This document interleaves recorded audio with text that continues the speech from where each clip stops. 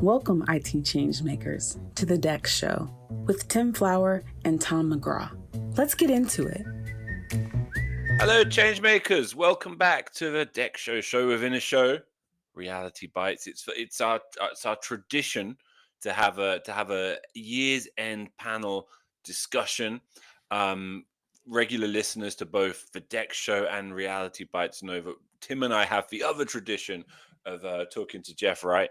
And we've already recorded that, and now we're very excited to bring the whole panel back together because we have seen an amazing year for Nexthink, for DEX, for technology in general. I would say, thinking specifically about DEX, we've seen another Gartner Magic Quadrant this year, another leadership position for Nexthink. We've seen incredible Nexthink innovation unveiled, such as Spark and Assist and AI Drive, as we've covered quite extensively on the show. We've had record-breaking events in London and Boston, and we're proud and humbled to say another record-breaking year here at the DEX show, and of course on Reality Bites. So we're gonna welcome everybody. All of our regular panelists are here with us for our end of year party. And we're going to go one by one. We've got some fantastic and fun questions for everybody. I've loved the answers I've seen put in the chat. So excited to get to everyone. But let's start with you, Tim Flower. Tim, how you doing? Good, Tom. How about yourself? Getting chilly doing great. Yeah. Excited just to go through these questions. We've got a little music for everybody. We've got a little fun, and of course, we're going to be asking what, first and foremost, most substantially, what defined 2025 for you. So let's begin with this one, Tim, before we get to our quick fire round. How would you put your finger on the last 12 months? I think you're going to hear a lot in the answers and conversation about AI. So I'm not going to start with AI. What defined it for me? And we've talked about it on the show before, right? A couple of both business and personal milestones in time-related age and time with the company. And I look back at my 20 years at Hartford was all sitting at a desk. And my 10 years here at Nexthink have primarily been living out of a suitcase and traveling to all corners of the world, talking with people, both distant coworkers and IT executives and strangers along the way, and being immersed in different cultures like Tokyo and Sydney and Melbourne and too many to mention all around Europe. And it gives you, I contrast that with sitting at a desk for 20 years, and it just changes your worldview, not just in the business that we're in and how Nexthink can help all of these people everywhere they live, but in your personal life too, in a larger sense. It also connects me directly with the business of Nexthink, right? I think we can get lost in our chores and our tasks and our to-dos when we're sitting at a desk, but being out and talking with people and experiencing what they're dealing with and what Nexthink is doing to help, I think really invigorates me. And this year was probably the most travel in my career. The first half of the year, I was on the road maybe 18 weeks out of the 26, 9 weeks all at once, not coming home for 9 weeks. I left my home last February. It was frozen over, and I came home in April, and the grass was out and the leaves were out. So it's a huge part of my job and my career and my life is that travel around the world. But this year really peaked with some new places. But then AI as well, right? It defines almost everything that we did this year. For me, it's become that knowledgeable collaborator rather than just a searcher for answers, right? It helps me form concepts for research and think about things I might have missed, or even on my personal life, help me research some retirement Q&A questions and planning and modeling, help with road trip advice. Hey, I want to go to these 3 cities over the course of 2 weeks, map it out for me, and what should I see? All kinds of things that would just take days and weeks or even months to do, it can do in seconds. So, I even uploaded a solar contract. I'm looking at solar for my house, uploaded the contract and said, give me all the red flags. And it listed everything out that I should be concerned with from a legal standpoint. So it's just having access to instant knowledge that really woke my senses up this year.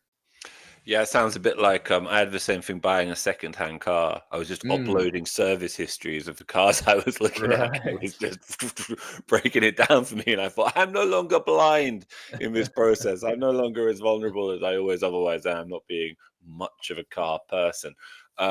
Tim, coming back to your, the global nature of your year, which is of course indicative of the global creep of DEX, right? And the industry that we live in, and it's reaching new markets and new horizons. If you had to just think of one place that you were most pleased to have seen with your own eyes, it could be very specific, could be a spot, could be a country, and obviously not casting shade on all the other wonderful places you went to. But what were you most grateful for having seen? My favorite is Sydney because I've been there several times now, but the one that really made me sit up and pay attention to was Tokyo, because going to Japan, it's not a European-based culture. It's very different in the way they operate, if you will. And the questions I had going in and flying into Tokyo were, is DEX going to translate? And it's almost a perfect metaphor, because you've got to do so much translation of the language as well, right? You've got to, when you're in a meeting, you talk for 2 or 3 sentences, and then they translate it, and then they translate it back to you, and then you talk for another 2 or 3 sentences. So the will DEX translate for me was the perfect metaphor, because you got to do the language translation first, and then make sure the concept also translates to how they operate. But Tokyo, just as a culture, clean, inviting, quiet, so respectful, friendly people. I would go back over and over and over again. The food was great too. Beautiful. Okay, quick fire round, Tim. I've got so many people to get through, but what was your word of the year? It just came up earlier this week, Tom, and it was one that you coined, and I think it fits perfectly. AIify. AIify. I don't know if I coined it. Well, I probably didn't. The first time I heard it was from you, so AIify just I'll take it. Put me in the whole dictionary. year of where the world is being AIified. It is indeed, that's for sure. Personal use case of you. Have you already touched upon that when you mentioned your solar panel? Probably my personal use case is just as you hit that age, you start to think about the future and what retirement might look like. Having instant access to modeling and advice. Now you obviously got to run it by humans to make sure you're on the right track, but just get you thinking about what consumption of your savings might look like and how to model it. That was mine. Absolutely. And the musical flavor to today is a song of the year, and it doesn't have to be from this year, just a song that spoke to you. You may have listened to it a lot, or it may have just vaguely or specifically defined the year in some way. So I don't. I have a tough time getting into some of the more modern songs, especially current year songs. So I tend to go into the Wayback Machine. My tastes range from when I need to kind of get it all out, Judas Priest and Scorpions and Iron Maiden and Led Zeppelin and Floyd. But then I'll swing over to David Sanborn and Tower of Power. But when I have a busy week and I want to just come home and decompress, I always go back to Pat Metheny Group. So if you haven't heard of Pat Metheny, he's an awesome guitar player, great music aptitudes. And there's one specific album. All the albums are great. If you haven't heard of Pat Metheny, go listen to any album. You'll enjoy it. But it's just mellow, real relaxing. So the album is We Live Here, and the song is Here to Stay. And it's just that song I go back to whether I'm on a plane and I need to kind of calm the nerves, or I get home and I want to relax. Here to Stay is kind of my go-to. Terrific. And I have to say, I'm going to almost choose at random. We've got Megan, Dina, Ariana, and Sean with us too. I'm going to choose them at random, other than Dina, who fair warning, is going to come last, just because I want to end the discussion with Dina's musical choice. I think I'll be happy to do that. It's perfect. The way to go out. It's a way to go out in English. So there's a teaser for listeners. You have to try and guess what it might be. Let's go to you next, Megan. Since you were the last to drop your takes for the year into the chat, and and I'm excited to read them, to be honest with you. So I'm excited to hear what they are. How was your year, and what defined 2025 in your view? Coming in blind, letting me talk second, Tom. That's brave. All right. My year, 2025. 2025 is a great year, I think, for me personally, but also I think for DEX and for our customers and at least the people that I got to work with, which admittedly, if you're a Nexthink customer and you've met me, you're probably a happy Nexthink customer, but hopefully they all are. Yeah, for me, there were sort of like two contrasting words that came to mind when I was trying to think about this year, and they were balance and ambition. And I think I'm going to go with the ambition first, right? I've said this before, but when I was preparing content and working with customers on their sessions for our conference experience 2024, there was a lot of hype around AI and what it could do in the workplace and what agentic AI could do. And they all wanted to build these sort of employee-facing self-service portals and that all these grand plans, but none of it had actually happened yet. And then this year, we started to actually see that come to reality as I was putting the content together. This year, we have actual organizations coming to us saying, hey, we're setting this up. It's really working. Mm-hmm. We're hooking it up to all these different data points. Like things are coming into a reality. So for me, that's the ambition piece of it, is that people had this ambition in 2025 and the tools to make it a reality. And then for me personally, I started the year by doing my first ever, I don't know if this aspect of my personality has made it onto the Reality Bites podcast, but I'm a very outdoorsy person in my personal life. So I did my first ever technical mountaineering summit at the start of the year in Patagonia. I did my first triathlon this year, started backcountry ski touring. So for me personally too, a lot of my ambitions kind of came to reality. That's awesome. But I think, yeah, it was fun. It was a good year. It was a good year in my free time. Did a lot of stuff. But I think with that and with, the overall sort of heavy usage of AI that we saw this year, at least for me, my perception of it seemed to really pick up in 2025, comes that balance, right? I think along with the rise of AI comes the rise of AI slop, comes the rise of the awareness that sometimes the stuff that AI gives you is garbage and you have to approach it with balance. I think we've seen that in the professional world where, and my word of the year is related to this, but people have started to lose faith in some of the content that they find online. I think people have started to lose a little bit of patience with some of the results that AI churns out for them. I think that we need to remember to strike a balance. And I think this year, you definitely saw that. I mean, everyone that I spoke to about setting up their interactive employee self-service, they were all very optimistic about it, but they also understood that, it needs to actually still provide a good experience. We can't just go into this whole hog and say, this is the best thing we've ever made, because what if it isn't? We have to leave room for that balance. And so that's kind of I'm not the biggest fan of AI personally. I think people know that about me.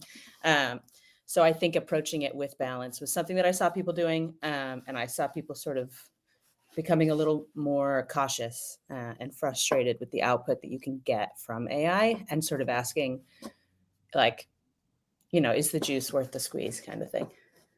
It's why people have been tuning in record numbers to the DEX show and Reality Bite, where we can guarantee 6 humans in the loop. No, not a single one of us is an AI agent. Not a single one of us has been replaced by AI just yet. So you alluded there to the word of the year, but did you give us it? I may have missed. I did not. My word of the year is M-, because M-, beautiful choice.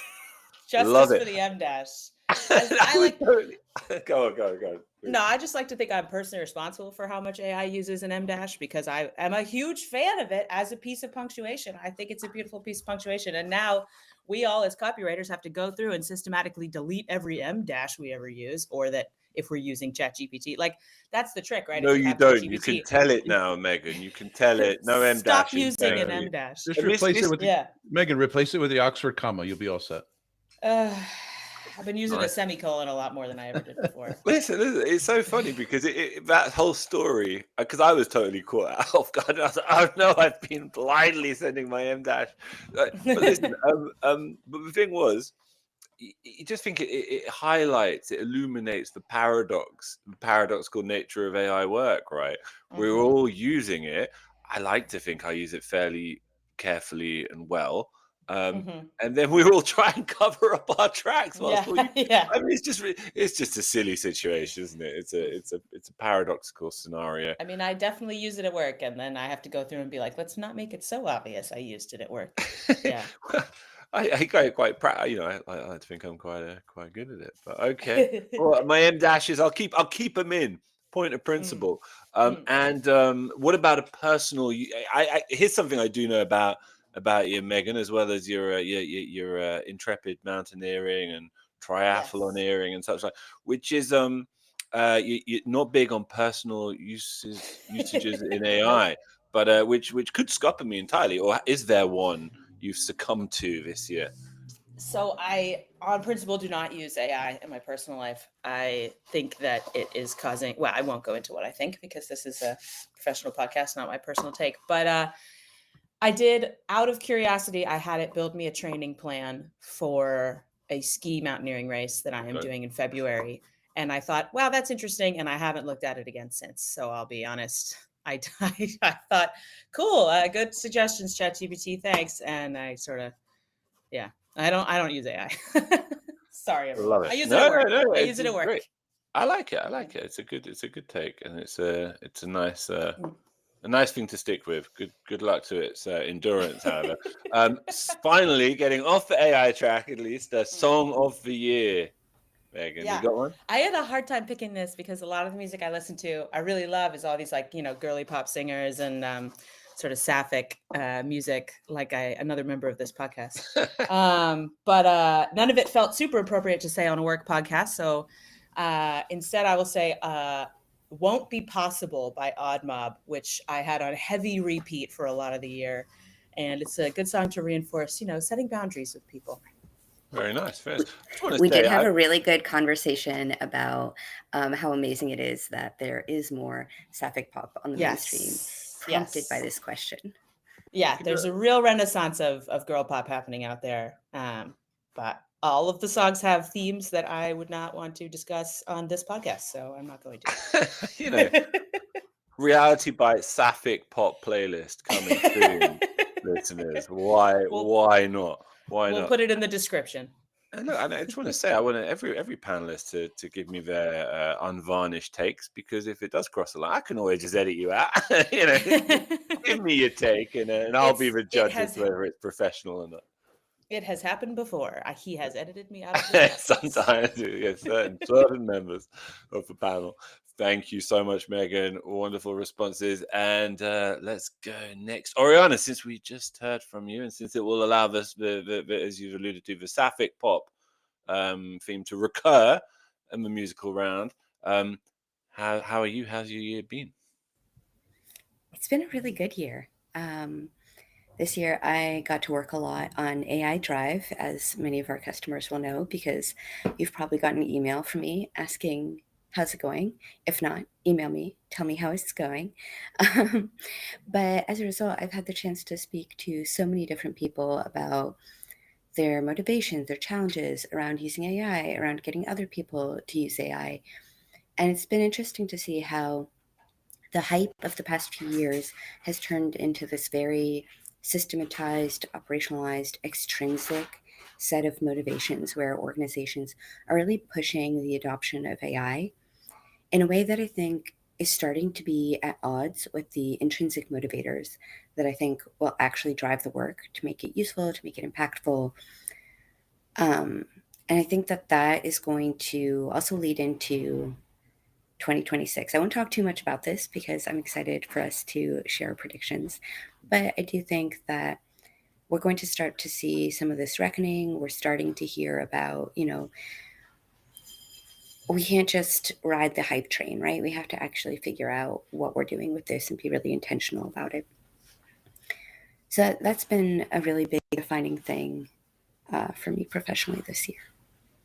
Yeah, like what you say, everyone's been quite positive about this year. And I was just listening to you say that as well, Ariana, and I thought maybe this has been like, obviously everybody can have personal circumstances in any given year which suck, right? And putting that to one side, could 2025 have been like the first generally positive year we've all seen since COVID? you know what I mean? Where more often than not, people are like, yeah, it was quite good. It was quite good. I quite liked this year. Personal Look, I'm in the US and I'm on a professional podcast, so I'm not going to answer that. I'm with you. I'm with you, Politically Ariana. hasn't been That's a entirely... stretch if you live in the US. There you go. I'll be editing myself out of here. It's a fair point, Ariana. But everyone seems quite cheerful. Everyone seems quite enthusiastic. That's all I'm saying. I mean, I will also say that, like, fundamentally, the ideology that I most despise is nihilism.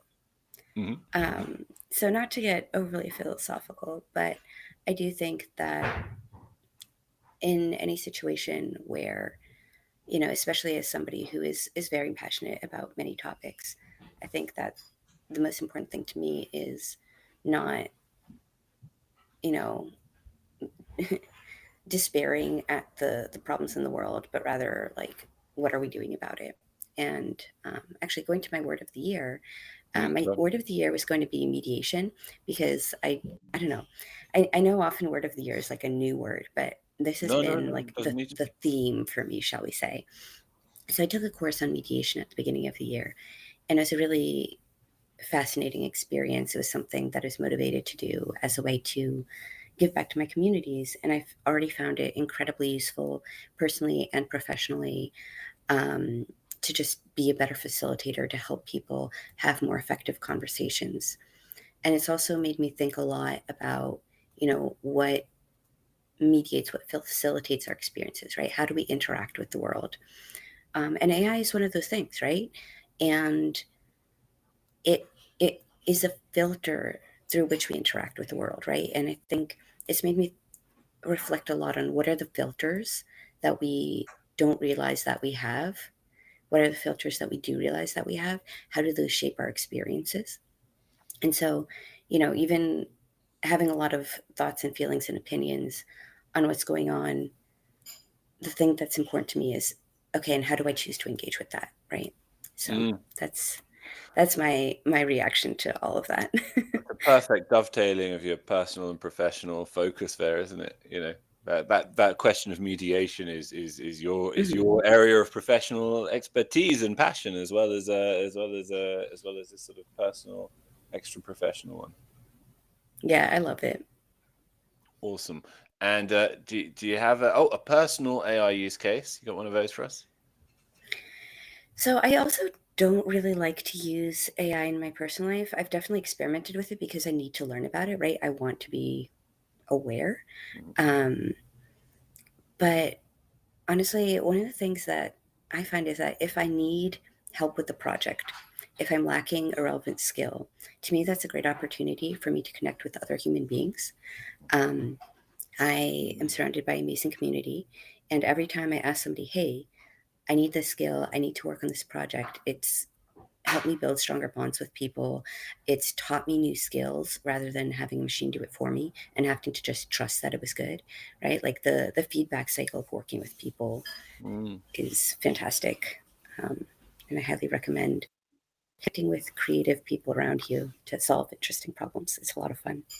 I like it, a sort of a not using AI use case for you. That's cool too. And yeah, like anytime I'm tempted to use AI, I'm like, okay, but how do I know that it's good? Who can help me with that? And then I talk to a human, and then, you know, I don't know, maybe there's an application for AI, but I've gotten more out of it by starting with other people. And I know you submitted in the chat a song of the year. Is it Sapphic Pop? Because I didn't know the song. So it's not actually a song. Is it a good place to start for anyone interested in hearing more Sapphic Pop? So I do love Sapphic Pop. That is a lot of my playlists. But the other thing that I love is actually trad folk. So these are not the same at all. But this year I started hosting house concerts in my home. And it has been an incredible experience. The last concert was last night, which is why I popped that in the chat extremely late at night, because I had just finished up and was just full of the joy that comes from being in a room with live music, with, you know, a packed space full of people singing along to the choruses. And it's another reminder of just how important those human experiences are. And the word I said was collective effervescence, which is a term that was coined to describe that experience when you're experiencing something with a group of people together. You're moved by the music. And every single artist that has performed in my house has told me, wow, that was such an amazing experience. Because when you have such an intimate show, you have that incredible feeling of like connection and vibing together. That's just truly peak. Awesome. We're all assuming you've got the most amazing home now, Ariana, as well. Well, don't be too impressed. We had to cram some people onto an air mattress because we ran out of chairs. Not even like necessarily lavish, but able to capture a vibe like that. It must be a special place. Wonderful though. Thank you so much, Ariana. And it does sound like you had a nice year, regardless of all the shenanigans in the background. And since we know Dina is last, it means Sean is, of course, next. And like many people on this pod, Sean, I would say you something of an AI skeptic. It's a little bit AI resistant. But maybe this year has seen you teeter a little bit nearer to the dark side. Tell us about it. False. Incorrect. I like it. I just have reservations. No, I've been using it a lot this year. That's what kind of defined the year for me, both in work and in personal life. But yeah, I just find, probably like most people have already said in the pod, like 60 to 80% accurate, which brings up like bigger philosophical questions. What happens when it gets to 100% accuracy? How do we find our own agency in the work we do, et cetera, et cetera? But I think it's an awesome tool. I'm just always slightly skeptical of what comes out.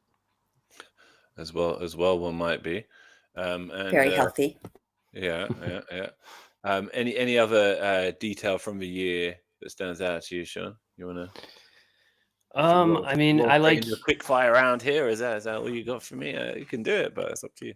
Yeah, no, I mean, we focused a lot in terms of research this year on like what defines workplace productivity and for businesses and how do they trace it to value and what does that mean? But I think like we're all saying, it's pretty positive. I think next year is going to be, we're going to have more data and research out there, both from Nexthink and externally about like, how are these tools really living up to their names? And that's going to be pretty cool and interesting. And we're just going to continue to kind of change the definition of work, like individually and then organizationally, how people are getting things done and how they find value. So it's a very interesting topic that I like working on. Super. Word of the year, Sean. Oh, we talked about this a couple of weeks ago, vibe coding. Personally, because I'm too stupid to understand coding. So I thought this is great, but I definitely recognize the dangers that exist. And we talked about it on a prior episode. Please check it out on the podcast. Yeah. Absolutely. Personal AI use case of the year, Sean. So this is really geeky, but I like to ask it like history questions. And I do this thing. I used to do this in Wikipedia where I would just scroll to the bottom or I'd find like a certain figure and click on that person's profile. And then I just kind of go in a rabbit hole. Now I just go to ChatGPT and I'll ask like, who else was alive during Genghis Khan and where and when? And then I just go down 30 minutes of that, just asking it historical questions. So that's how cool I am. No, bro, I really relate to that. Like I kind of I'll build up like a little short list of historical topics I want to talk to chat about. And then I'll just be like, okay, I've got a spare 40 minutes and I'll just, like you say, just go from one to the next. It's cool to be like, all right, so what was going on during the Aztec Empire over here in Europe or what was going on? You know what I mean? You just kind of hop around. I love that. Yeah. I get like a real sense of fulfillment from it. And I come away 30, 40 minutes and like, that was fun. That was fun. And that like filled a lot of little gaps in my head. I love that one. Yeah. Relate. Forget it all. And then I go back and do it again the next day. Absolutely. You got a song for us, Sean? Yeah, my song of the year is C is for Cookie by the original Cookie Monster, Sesame Street. My daughter and I listen to that every morning on the way to daycare. It's going to be stuck in my head all day now, Sean. Yeah, it's a jam. How's it go? I'm not going to say on this corporate podcast. You know how I am in personal life. I want the impression. I want the melody. Okay, I'll let you off. Wonderful. Thank you so much, Sean. Yeah. And of course, last but not least, Dina, how are you? How was 2025? I'm all good. It was a mix of everything, just like every other year. Not so great on the personal side. I Sorry. lost my dad this year, so sorry to hear that's that. that one. He's one of the biggest heroes I've ever had in my life. However, I have been, when that's on the personal side. So on the professional side, it has been motivating me to actually go back and find the matrix of everything. Pun, no pun intended. You knew I would mention the matrix. The Matrix was going to come up one way or the other. Always, Glad to hear always, it. always. Because so when you're confused, you want to go to back to the basics, right? And this is one of the things this year has defined, was exploring what are our basic measures for success, for innovation, for how to automate, what not to automate, the use of AI, and actually go back to the basics, build some pillars. We're going to be using AI, unfortunately, fortunately sometimes, right? But we have to have some pillars, which led us to agree as a team, maybe on most of the cases, on looking at quality, efficiency, and compliance. These are our pillars. We're going to use AI, but we don't want to be losing our human fingerprints along the process, to fall into sloppiness, which now I'll allude into my word of the year is AI slop or work slop.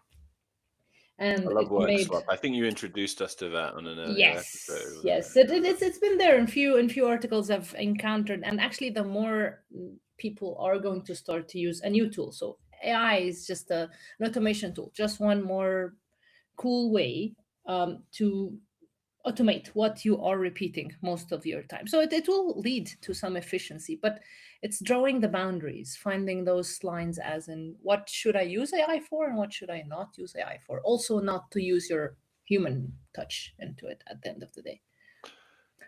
M dash and work slop kind of close, I think, as words are for you. And, yeah. The more I use AI, the more I don't want to use AI. So that's just how it is. Like living on both ends of the extremes.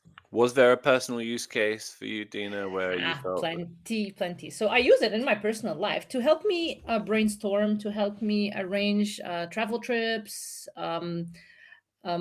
recommendations on where to go, where not to go, when to go, what's the best places, and such things. So basically arranging and getting my thoughts that are all over the place into one spot, help me focus on some things and highlight value of whatever we're trying to articulate. So basically summing everything back to those three pillars: quality, the efficiency, and the compliance of everything that you want to do.